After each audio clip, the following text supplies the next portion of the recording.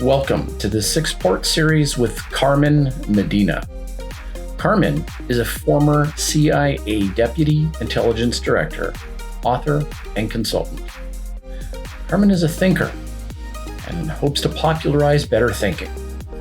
We both feel that philosophy and thinking better are an ideal pairing, and we hope you enjoy this fun, natural conversation. Okay, so here we are. We're in our final episode with Carmen Madina, and I'm happy to see her. I think enough time goes by in a period of 1 month where I start to miss her. Aww. I start to miss her, and I'm like, oh, okay, yes, okay. This Saturday I get to hang out with you again, and so it's probably with a little bit of bitter happiness that it comes to an end. I don't know about you. I'm going to ask you in a minute, Carmen, but I think 6 seems about right in terms of episodes. Maybe a little much on stretching to get, we've kind of duplicated, some of the content. Right. From a purely production standpoint, I don't know if there's much that we would be able to continue. But yeah, I certainly missed the touch point. So Right. how you been, and what are your thoughts on that?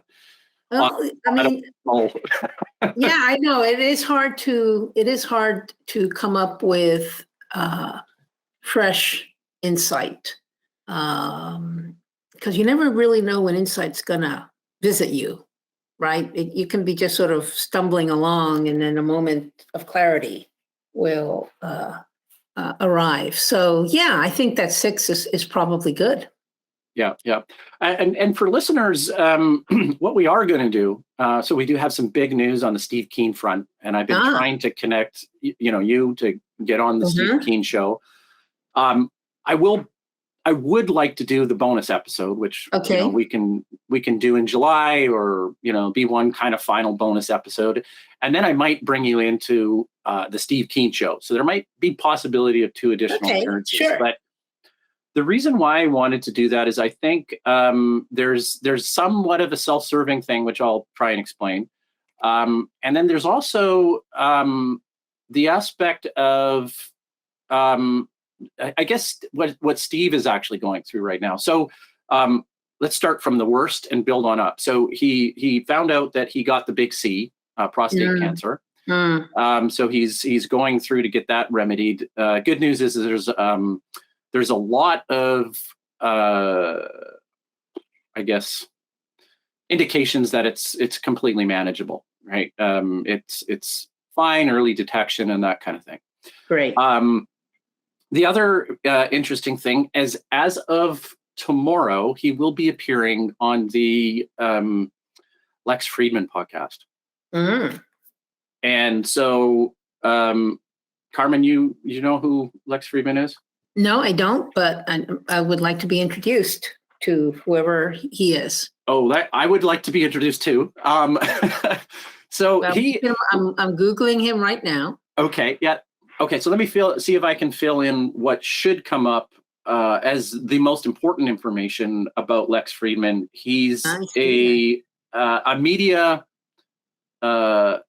influencer, and an enormous one at that. Yes.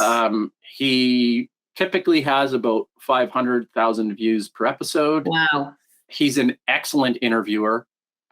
He's in that circle of the Joe Rogan circle, the Elon Musk, and the way he talks with guests, I'm sure he hangs out with Elon. I mean, it's the kind of thing where he could probably just phone him up and say, hey, Elon, what do you think? And blah, blah, blah, blah. Right. So I think in terms of influencing, this is a big breakthrough for Steve. He was approached about 3 to 4 weeks ago from to be on the show, and of course he's like, I'm going to be like 2 days after the surgery, oh geez, and he had to fly from Australia to Texas to be in the show, on the show, because it is always a live or recorded in studio. they just somehow, we don't have the budgets. Carmen, we don't have the budgets right. to take this episode to a similar kind of situation. But the approach there is, I think it kind of breaks through in the networks. And I think this is one thing that I would give the listeners, or anybody who thinks that they want to break through in terms of thought leadership. That goes for me, it goes for Carmen, it goes for anybody. You kind of have to keep hammering away at it and build authentic relationships in your network, because at some point, it's not a promise, but it's at some point things break and you don't know where the complex network actually. Exactly. No, I and a network is only as powerful as the number of members, right? So it's funny because it's this thing where you can't get hired for a job unless you have experience, but you can't get experience unless you're hired for a job. Well, a network starts off small, right? And but it can't become a bigger network unless people join it when it's at its incipient stage. So it's all about tiny pivots. Yeah. I wrote a blog post, I think earlier, probably a week ago, for Rebels at Work about 3 concepts that I had picked up just in various Zooms and sessions and conferences I had gone to in the past month. And one of them was this idea of adjacency, that, as you move forward and are doing something, there are always things around you that are adjacent to where you are. You may not be aware of them, right? And it's just interesting to think of what are the adjacencies to what you're doing, and what are the chances that you may somehow connect to one of those adjacencies. I'm putting in the chat a link to an article I read last night, which I thought was really interesting. It's unfortunately not something that you can digest quickly. It's written, it's an academic piece. And although the writer is quite talented, it still takes a while to digest and understand. But it's a very interesting discussion of the question of mood. What is mood? As opposed to, of course, emotions, and as opposed to like other things that we try to measure, like opinions and views. And I just thought it had some really interesting observations about how mood can, certainly we have the experience of mood infecting and spreading through a population, right? We have that, we experience it ourselves. And we've all been like in a crowd where the psychology of the crowd leads us to do something we might not otherwise have done. I don't know. I just got carried away by the mood, right? And what I thought was interesting about this article is that here's something that can be very powerful, mood, and yet we don't have a cognitive wrapper around it. We don't exactly know what it is, and we don't know how to talk about it. And my background as a CIA analyst was what I think leads me to think a lot about what he's saying, because I think this is a characteristic of the 21st century, the importance of narrative and mood in populations, and the power of narrative and mood to sway otherwise, objective government political events. And the other points that he makes that I quite like is he talks about how something like mood exceeds cognitive explanation. That we have sort of these conventional cognitive techniques that we're very fond of because basically they let us solve problems and we get our little serotonin boost because we solve the problem. But so we tend to favor things that can be solved through traditional cognitive processes. And yet he argues that mood, and what mood is one of those things that, at least for now, seems to be outside of cognitive capacity. Perhaps only in part because people haven't paid attention to it. They haven't noticed it. It hasn't registered with them. That mood is an interesting phenomena. Yeah, it's interesting. I'm looking at Kahneman jumps right off of this page. Yes, he does. Right. I'm surprised that Damasio is not in here, especially about his mood stories and how they inform emoting and felt experience. So I'm interested as to why that wouldn't be in there. But he may have maybe touched on some of Damasio's cited sources, like prior, the foundation of Damasio's work, without looking at it too quickly. That's really interesting, and it's part of some personal research that I am very fond of. I noticed that from a philosophy standpoint, he's mentioned Heidegger a couple times, right? And this is just to glean by scrolling through it, right? Yeah. So, no, it was just an interesting piece, and and for example, it relates to Ukraine. Okay. The director of national intelligence at some recent hearings was criticized, or the intelligence organizations were criticized, for not having appreciated the Ukrainian will to fight, and the apparent Russian lack of will to fight, or less incentivized or less interested in fighting. And certainly, and I think that the director of national intelligence says something like, well, we don't have we don't have good techniques. We don't have good ways of assessing a group of people's will to fight. And that's definitely an emotional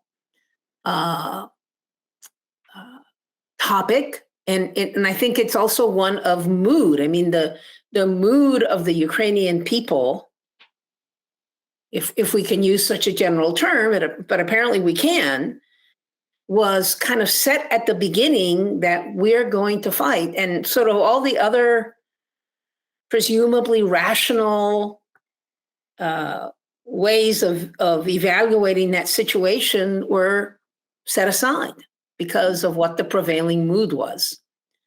So, for example, when the U.S. offered Zelensky an evacuation route out of the country, he said, no, I'm staying here, and what I need is ammunition. I mean, it was just a very powerful statement on his part. Well, that was the point I was going to bring up, is that almost like we have a precondition for a mood, or I'm not going to elaborate on that. We're kind of uncovering it, right? But we have this precondition, like a substrate for something that you could describe as humanness, I guess, right? Okay, so we have this. Can it change from population to population? Sure. Could there be national identities that form and gel around this? Fine. Okay. Yeah. But I still think my intuition is saying that leadership plays a very, very strong role in galvanizing this. And if you look at the two leadership positions between Zelensky and Putin, if I imagine myself as being a Russian, I would think, I don't know what the natural get behind Putin motivating intrinsic sort of aligning behind a Putin regime, other than saying he's my commanding officer, right? And a little bit of romanticism towards an old Mother Russia, right? But with the Zelensky narrative, the emotion that swells from this is like eradication, and that is worth fighting for. Obviously, I mean, that's what they're dialing into, right? And if the maybe on a smaller scale or a longer scale would be a more descriptive thing of this. If we're going to assign any sort of validity to the Putin, mental space, maybe he's looking on a long term, saying that I have to do something now because the steamroller of a neoliberal sort of Right. world power is just not a world that I think is should exist. So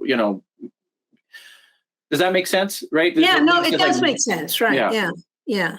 And at least from our Western perspective, we tend to assume that there's something right and proper about the neoliberal trajectory in world affairs.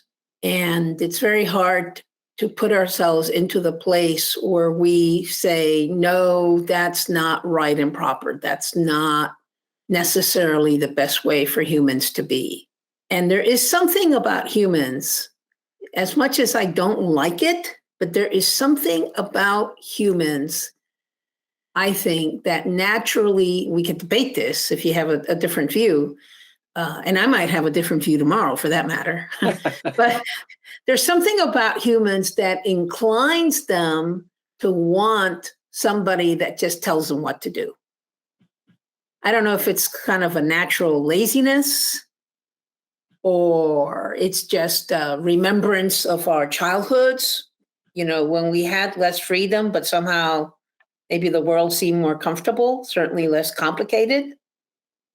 But, and I reflected on that when Marcus, the son of Marcus, forget what he goes by. He's Ferdinand Jr., but he has a nickname like Bang Bang or something like that. But he won the presidency in the Philippines in this week's election, or maybe they were like last weekend. And so they, by very comfortable margins, he won election as the president of the Philippines. And there's something about having someone to call the shots. There's something about authoritarianism that is appealing to humans. It's a kind of and I don't know, would most humans confronted with this argument say, oh, no, that's not it at all? Or would they accept it? Would they say, well, yeah, I do want things to be easier, but they only want the person that they favor to be the authoritarian. They don't want another individual. It's complex. Yeah. No, and I think there's something in that. There's a guy's name that I always mess up. He's got the same first name as me, and his last name is longer. I can look it up here just as we're talking, but his name's Daniel. He's part of the Consilience Project. Really smart guy. He's done a lot of research about authoritarian regimes in the face of collapse, and the regimes that are favored either post or during collapse are actually the authoritarian ones throughout history. Okay, so now I would say that wow, this is a kind of a hard one to kind of scaffold, but using a religious metaphor of sheep, I think there's a point where we realize that we kind of have to fall in line to for survival purposes when things get tough, and an ideal pluralistic society where everybody can be the king of their own castle is somewhat utopian, but a relatively new phenomenon of the way we actually exist in our impregnated culture of abundance. When things become constricted and restricted, and you're gonna find that people will probably go back to where they know what they know, and fundamentalism comes into play. Yes. Strong authoritarian leaders to taken to its extreme, we can just we can hail Hitler on that front, right? Because no way to turn, and it was a solution that was the end of all solutions, and it was horrific. So the move towards nationalistic tendencies to galvanize, to fall in line, to and looking at our nationalistic entities versus our neoliberal entities, they're institutions. You can't really point to the leadership as clearly as you can to the person who's standing there taking it all on the chin, like Zelensky is. He's showing us that he is that one particular leader. Now, maybe on a, for a cause of good, and he's got a lot of virtue, but what was it that made that virtueness actually emerge? Well, prior to this testing, it wasn't his ability as an actor. Right. So I guess to kind of I one of the things that I was going to say is that I think it's actually context dependent as well, because if there's and I think one of the ways to look at this is in the United Kingdom, and just prior to the Second World War, or during the Second World War, who were the two presidents that were there? There was do you recall who the two prime ministers were? In England was Neville Chamberlain, right, and who was just before Churchill. And Churchill, yeah, I had a bit of a. That's the one you're not thinking. Okay, Churchill, yeah. So the two of them, in time of prosperity, it's ideal for one particular prime minister, and then when the action man is needed, Churchill steps in. Of course, things start to settle down again, and Churchill's now, pushed out. It's like the general will of the people actually need somebody with those kinds of characteristics. Right. Yeah. And you're reminding. I'm sorry. Go ahead. No, that's a good point. You're reminding me of something that I've always thought, and I know there are actually some political philosophers who said something like this, but it's, society is basically a pendulum, and the disagreement over how we should conduct ourselves on all the issues that we have differences of opinion on, economics, social norms, foreign policy, whatever.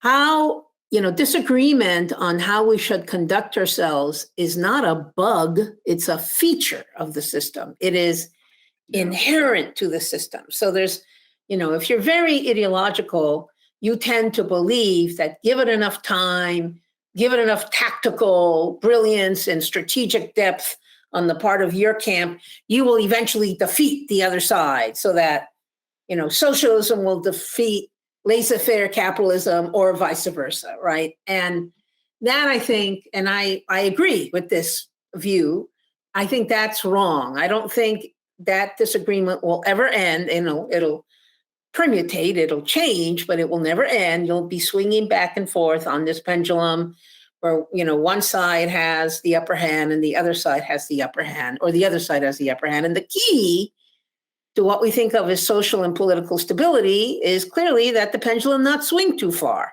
that you don't have wild swings of the pendulum one way or the other. And you've got certain countries in the world that I think of them as somewhat boring, just from a analyst perspective, but certain countries in the world, famously Costa Rica, Canada, Switzerland, probably. Can I back you up there a little bit? I mean, I just got accused of being boring with my nationality. So can we say uneventful? Uneventful. There you go. Boring.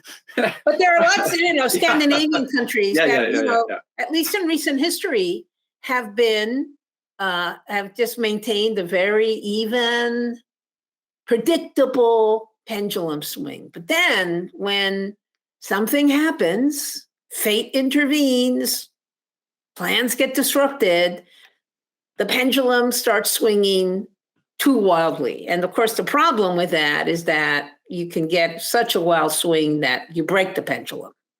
Yeah.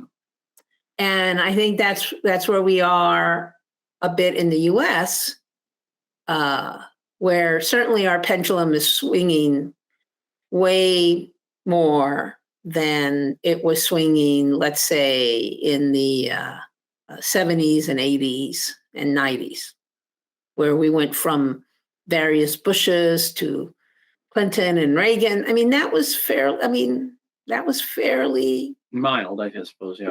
Yeah. Moderate. Yeah. Moderate. Yeah. So I don't know how I got to this or why I even mentioned it. I like it.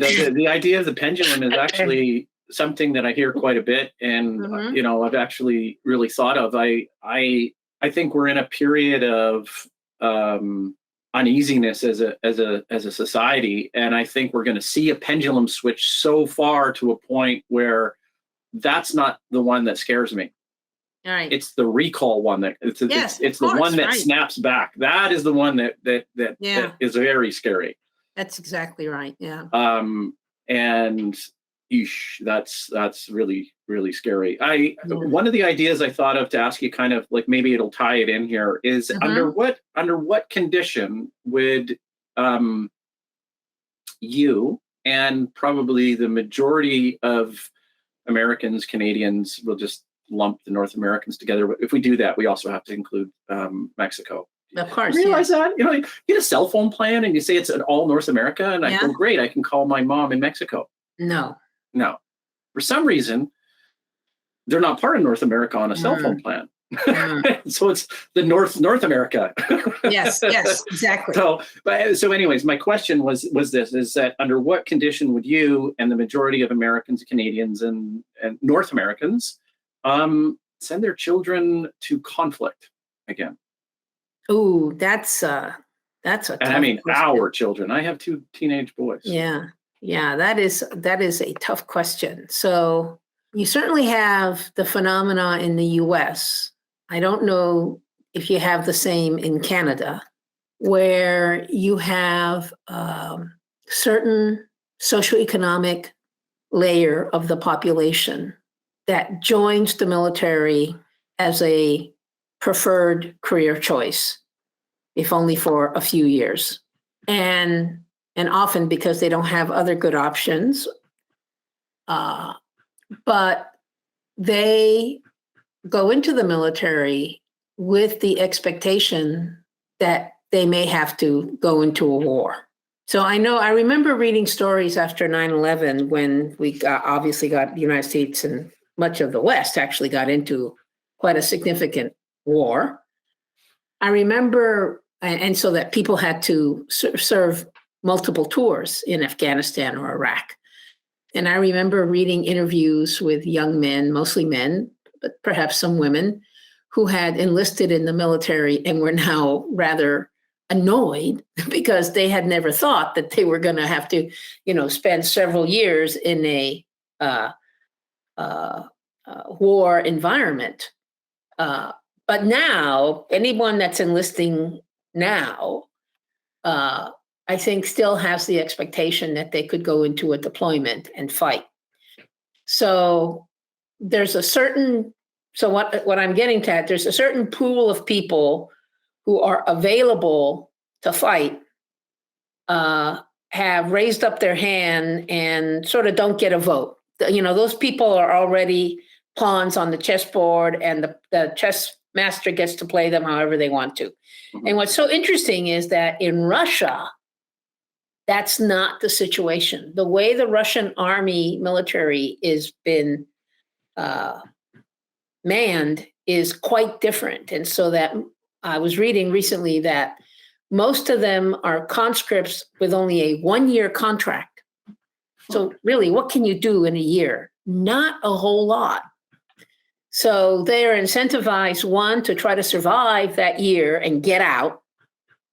And regardless, Russia clearly is not really an authoritarian state because these rules are being followed. And if you choose not to fight, your punishment is that you're discharged from the military. there's actually no criminal action taken because Putin has not declared war on Ukraine. He calls it a special military operation. And again, under Russian law, if a conscript is asked to fight and a war has not been declared, they are not obligated to fight, in the sense that if they refuse to fight, they're discharged, which is what they want anyway. So it's a win-win for them.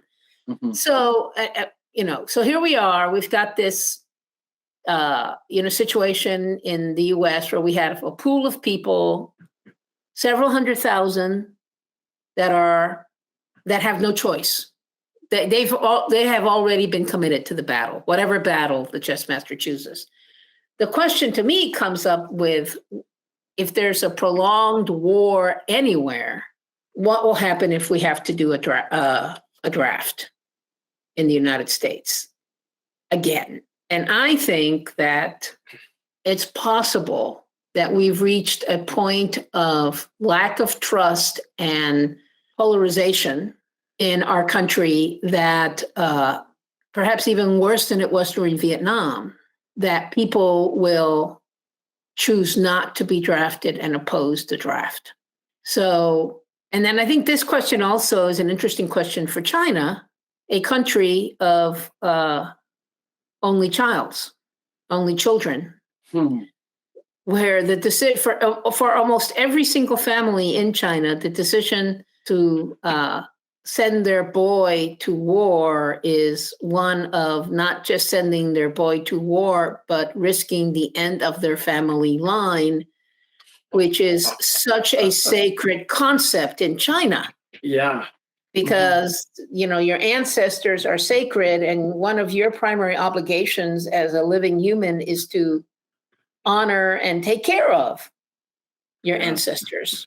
So I think that that's I think that question is even harder for China. That's very insightful. I remember years ago, only a few years ago, I was having a conversation with somebody about, the threat of conflict from those two nations, Russia and China. If I had sat down with you then, I think this would have been the illuminating piece of information, the puzzle piece that is absolutely essential to which country would be more prone to an armed tendency of conflict. And quite apparently, we can see now that is Russia. But the idea of China with the information you've just explained is actually really, really powerful. I just think it's uncharted territory, and this is really new for humans, because World War II being the last major global war, we were still just beginning to emerge from an agricultural society around the world, in that most families still had many children. In the 1920s, 1930s, 1940s, most families still had, 3, 4, 5, 6. I would bet you anything that families with just 1 or 2 children were the exception almost everywhere in the world back then. Now they're the norm, and it's the reverse, right? So those huge big wars were able to be fought, you could say, and I apologize to the listeners ahead of time for the callousness of everything I'm saying, but were able to be fought because there were surplus people around, men, to do the fighting. But we no longer live, our humanity is no longer in that place.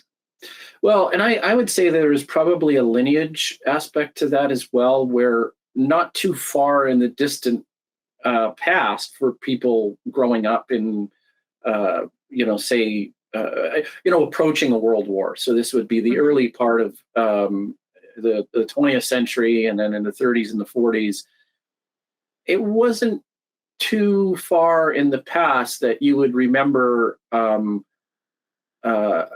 the mortality rate of lost children, the extreme suffering that you would have to just accept that as being a part of society, right? Life was tough, and I think the idea of an impending war, where your entire existence and way of life was threatened, that's a whole different. It's a whole different thing. And so, reminds me of the times in Sparta where the mothers in Sparta would, push their kids off to war. And it's like, come back victorious or on your shield, because you have to, we've got to win this. And, in order to get to a point where our societies are at that level, I guess, so I was kind of leading the witness on this. I mean, we would actually have to see the entire idea of America and liberty and freedom and democracy completely come under threat, visibly, like we have to do something now to defend it. And the odd perversion that seems to be at place with the investigation with the insurrection was that there's maybe I'm going to reveal my hand here a little bit, but there's a diluted sense that comes from maybe a group that just doesn't understand that the two comparisons are a little bit different. It's like the good guys, relatively the good guys, are going, wait a minute, we're the bad guys. We're being attacked. We're being overthrown. We're the problem. And it's just, and you wonder about that, right? And but it's in their mind, and I mean insurrectionists, you look at that and they think they're saving the American way of life. They're saving democracy. They're saving, and how do you become hoodwinked and bedazzled by a card player? As I think I've mentioned, I spend a lot of time in Texas, and I have a lot of former high school classmates who have been lifelong Texans. And, they all, for the most part, most of them have remained sane. But I know of at least a couple that have flirted with QAnon-ness. And all of them, the sane ones, have good friends who have just gone hard over to the crazy wing of extreme right-wing politics, where they are in the JFK Jr. is not dead, will return to become vice president under the new Donald Trump regime. And you're like, I just don't even know what to do with that. What can we say? But there's just something so, I guess, unexpected about how people have just turned their back on conventional cognitive best practices. They are just not interested in that anymore. Those arguments make no difference to them. They believe in a world, and I think I do think it's the world has become more complex, and the more complex it becomes, the more it looks like a huge conspiracy theory. That's really understandable to them. I mean, it's understandable that that's how they think. The world is so complex, and the things that are happening are so nonlinear, that they thirst for a linear answer, and the only linear answer is the master puppets pulling the strings through a conspiracy theory. That's it. And it doesn't help. I mean, I'm revealing some sourness as of late, but there's been a strong frustration on my side to negotiate the brick wall of Marxist thought from a layman pursuit all the way to the highest levels of academia, which seems to just perpetuate it in a way, almost like an 80-20 rule. I mean, I think there's some validity in the the Marxist approach in terms of being an official opposition to power to keep it in check. Not the only one, but Right.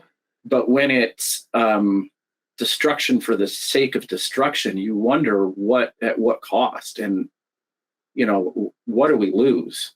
Right. And not everybody in a position of power or privilege or prosperity has achieved it through the domination and destruction. Rapacious capitalism, right? Yeah, I'm a unique philosopher in a way that I've been an entrepreneur my entire life, and I get into a crowd like that and I go, do you realize how difficult it is to be an entrepreneur?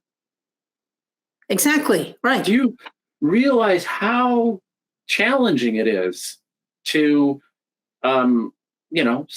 sacrifice and cut and not do things that friends and family and other, like, I think it's 7 to 10 times an entrepreneur will fail before they succeed. Exactly. Right. Do you know the cost of that on families, on loving relationships, on intergenerational relationships? Huge.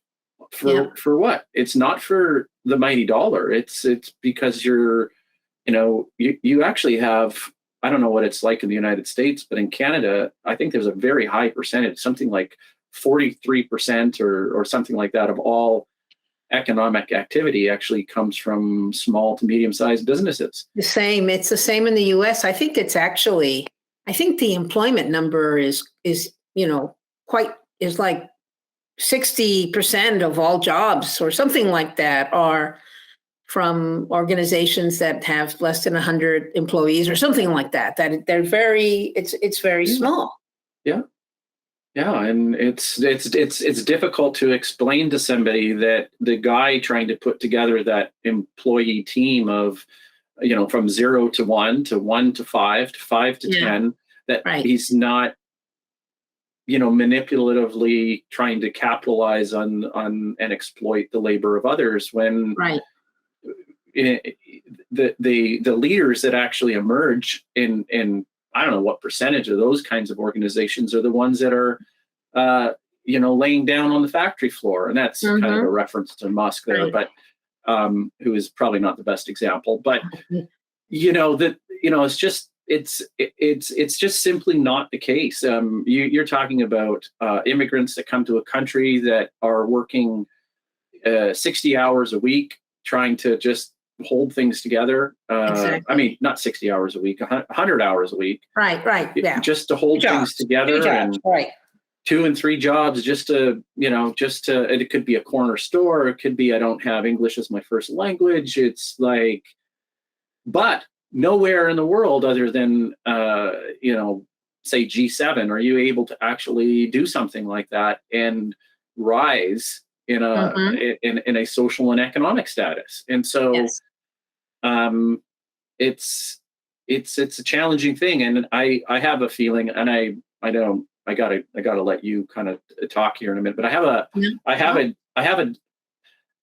the idea that I've said before that I've kind of settled to the left of the center if I was going to identify either on a left or a right. And I say because it's a harder position to defend and to articulate and to develop. Yes. It takes much more work than I think the left is typically doing. That's actually a really good point. It is very hard to articulate in a coherent way just a little bit of social value mixed in with the capitalism. Mm-hmm. It's just, because it's a slippery slope. And somehow the slippery slope is not as slippery on the center right side of the spectrum, because they're kind of for individual liberties, letting people make their own way. And sure, we can have a few, there's a few laws that we think are useful. Yeah, we shouldn't have racial discrimination. I'm agreeing with you. And okay, the elderly should have medical care and some kind of, income guarantee. Okay, I can agree with that. So they, it's this argument. I don't know if we had this conversation or it was in another situation, and I'm quite fond of this argument. I think it's right that let's say in the 300 years that humanity, large parts of humanity have had some type of rational government, as opposed to inherited aristocracy, royalty kind of thing, but that there've been some kind of rational government basically organized around the idea of the pendulum, right? Mhm. So it's been about 300 years for that. Now I've forgotten the point I was going to make off of that setup, so I'm lost again. But what were we saying? We were talking about that it's harder to do To defend the just center of left, just center of left, yeah, yeah, then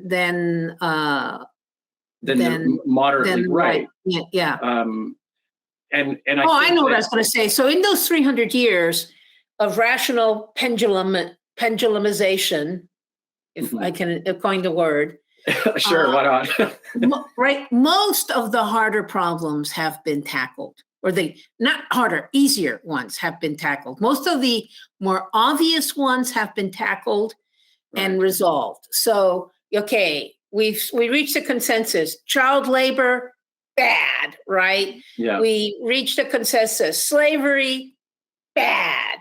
We reached a consensus. Racial discrimination, okay, for the most part, fine, bad, right? And now, as we whittle those issues down, we're left with the ones that it's just become grayer and grayer and grayer. Okay, sexual identity, still fighting it. Women's right to control their bodies, which I find that a complex issue. But at least I understand. I feel like I understand the positions of both sides. Very difficult.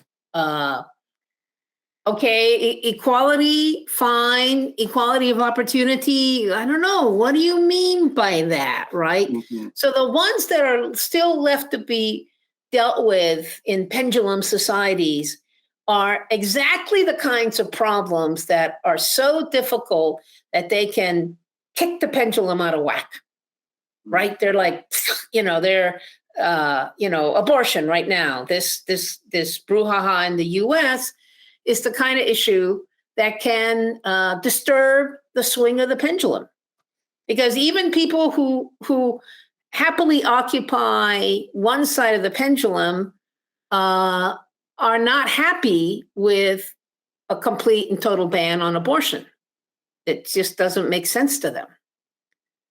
So I have a question about a potential exodus in that case. If a law changed and Roe versus Wade was overturned, would it be a nationwide thing, or would you see? No, it would be state to state. Okay. State to state. So you could assume that, many southern states and Midwestern states would pose significant abortion bans. Some of them, it's unclear, right? So some say, 6 weeks, some say 12 weeks.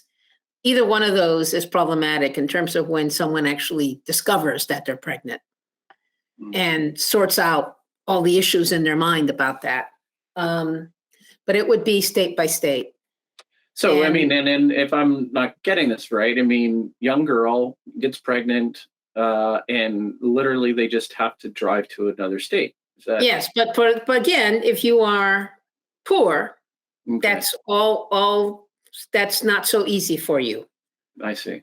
Right. If you're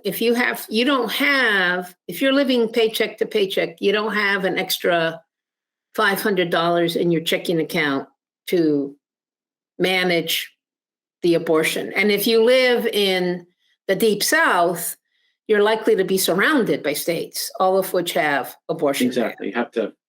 It's a long bus ride to New York. Yeah, exactly. So you're going to have to get yourself to Illinois or New York City or, maybe Pennsylvania. I don't know how all of that would play out. And it does seem to me that there's strong forces in the United States, all the way up to the highest levels of academia, that would welcome a movement and a return to a religious fundamentalism.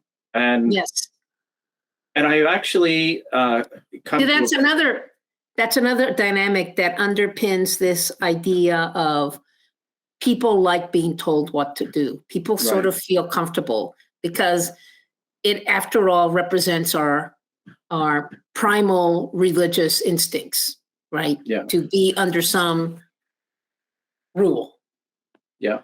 under some code of conduct that we all have to observe. Yeah, and I think the canon within inside the religion is actually speaking of this as a fundamental truth. Yes. That there is the shepherd and there is the, I mean, that's very right. simplistic, right. but there's a lot of truth to being able to tell the flock to surrender to that and not try and think that you're bigger than these rules. Right. Yeah. If you do, we'll have a more cohesive society. In the long run, you'll be happier. Right. These kinds of things, but completely mind blowing to somebody that. Yeah. So I call myself a serious non-practicing Catholic, or maybe a serious Catholic who is non-practicing. So, for example, I read in philosophy, so of course I read in religion, Mm-hmm. and I take these concepts seriously. I think about them. I don't dismiss them out of hand. So that's what I mean by a serious non-practicing Catholic, right? I had an intellectual awakening that my emergence from the dogmatic slumber, to use a Kant sort of thing, was the Four Horsemen. So the Hitchens, Apocalypse? Harris. Yeah. No, the Hitchens, Harris, Daniel Dennett, and of course, yeah, the atheist, the rabid right? atheists, right? So now I've distanced myself from that because I kind of find it a perversion of sorts to identify yourself as an atheist. In a way, it's like, why would I call myself a non-woman or a non-theology? Yes. It's just a non-anything. Why would I? It's easier. You're instantly positioning yourself in opposition, and I found a real beauty with the with religion just by trying to say, what's the value in believing this? Like, the imagery. What would this do for, even if you took it in metaphor? Like, how could I make this work? Exactly. Right. Yeah. Right. So I would say that I'm a dyslexic, agnostic insomniac, and you know what that is, right? Do you want to finish off? That's the highlight of the whole series. So, Carmen, what's a dyslexic, agnostic insomniac? Dyslexic, agnostic insomnia. Well, I don't know. What is it? It's somebody that lies awake at night wondering if there really is a dog. Oh, of course. And on that note, I'm going to give you a big hug and virtual hug and say, and say thank you for the time, and we'll do it again in some capacity. It's been a pleasure, Daniel. I really have enjoyed it, and it's hard to find an opportunity to think out loud, and yet we all, I think, could benefit from that. Well said. All right. Thanks, Carmen. Take care. Bye. Peace. Okay.